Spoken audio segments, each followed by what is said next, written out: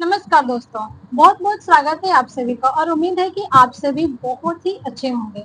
दोस्तों, यूपी के आदित्यनाथ योगी सरकार जो है इस वक्त दो योजनाएं शुरू कर रहे हैं, जिसके तहत तीर्थ यात्रियों को 10-10 हजार रुपए दिए जाएंगे। तो ये आपके लिए जानना बहुत ही जरूरी हो जाता है कि ऐसे कौन से तीर्थ यात्रियों को 10-10 हजार रुपए दिए जाएंगे, किस लिए दिए जाएंगे, उन योजनाओं का नाम क्या है और किन किन को ये योजनाओं का लाभ प्राप्त होगा।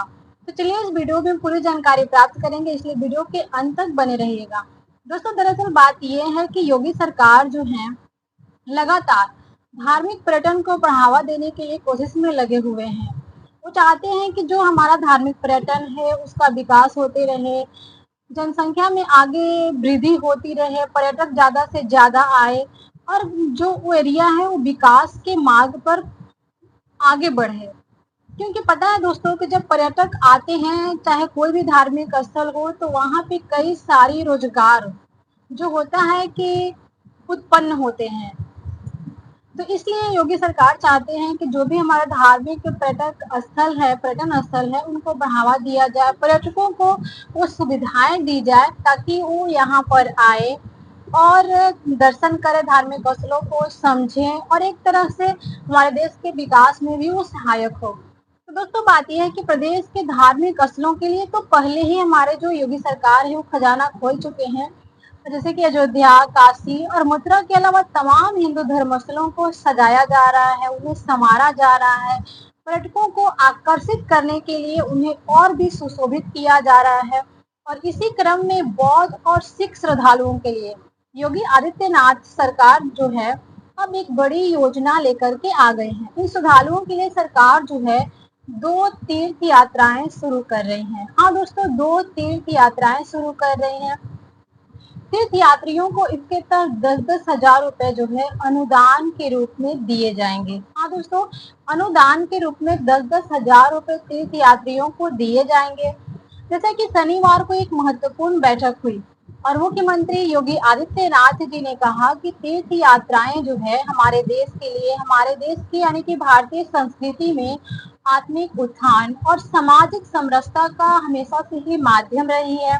ऐसे में राज्य सरकार का ये दायित्व बनता है कि वह नागरिकों को उनकी जो आस्था से जुड़े धार्मिक स्थल हैं उन तक पहुंचने में सुविधाएं प्रदान की जाए, उन्हें पहुंचने में सहायता प्रदान की जाए।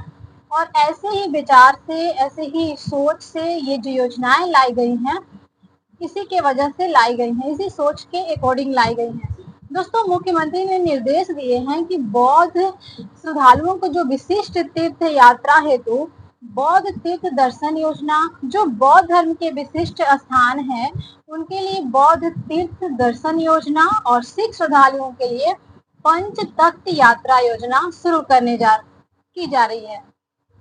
इन योजनाओं के माध्यम से श्रद्धालुओं को आर्थिक सहयोग प्रदान किया जाएगा ताकि वो अपनी आस्था के जो प्रमुख स्थल हैं, उनके तीर्थ स्थल हैं, उनकी यात्रा वो सुलभ तरीके से कर पाए और उन दर्शन स्थानों का वो दर्शन कर पाए, वहां पे घूम पाए, सुविधा पूर्वक वहां पे जा पाए।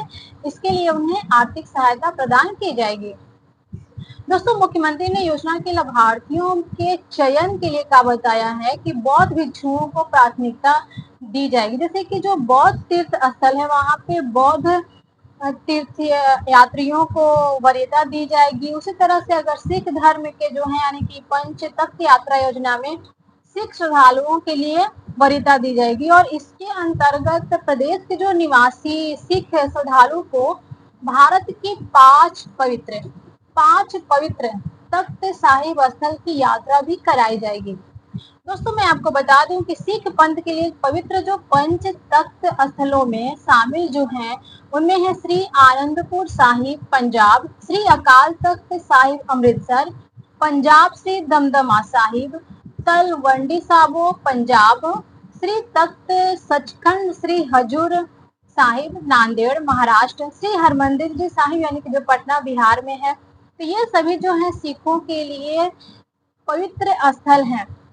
दोस्तों, प्रस्तावित जो दोनों ही योजनाएं हैं उनके तहत प्रति व्यक्ति को 10-10 हजार रुपए अनुदान के रूप में यहाँ पे प्रदान करने की बातें हो रही है इस योजना के तहत।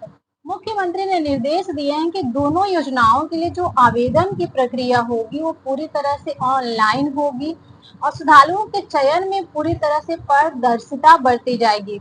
और ये भी कहा गया है कि इसमें जो है जो कमजोर आय वर्ग वाले लोग हैं उनको वरीयता दी जाएगी ताकि वो भी ऐसे स्थलों का भ्रमण कर सके, वहां पे सुविधा पूर्वक जा सके।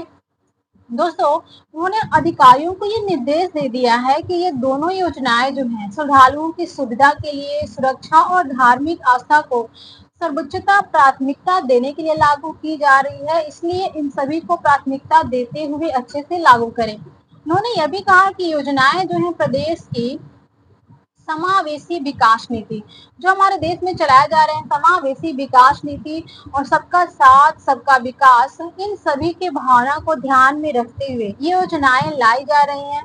प्रदेश की धार्मिक सहिष्णुता और पर्यटन को ये नया आयाम देंगी और इसके साथ ही एक भारत श्रेष्ठ भारत की जो सपना है, एक भारत श्रेष्ठ भारत की जो भावना है, उनका कहना है कि ये जो है मूर्त रूप प्रदान करेंगी। तो दोस्तों, ये थी आज के वीडियो की जानकारी कि यूपी में योगी आदित्यनाथ जी कौन सी योजनाएं ला रहे हैं, इनका लाभ किसे मिलेगा, किस लिए दी जा रही है। तो आपको जानकारी अगर अच्छी लगी हो तो इसे लाइक कीजिएगा, वीडियो को अपने दोस्तों के पास शेयर कीजिएगा।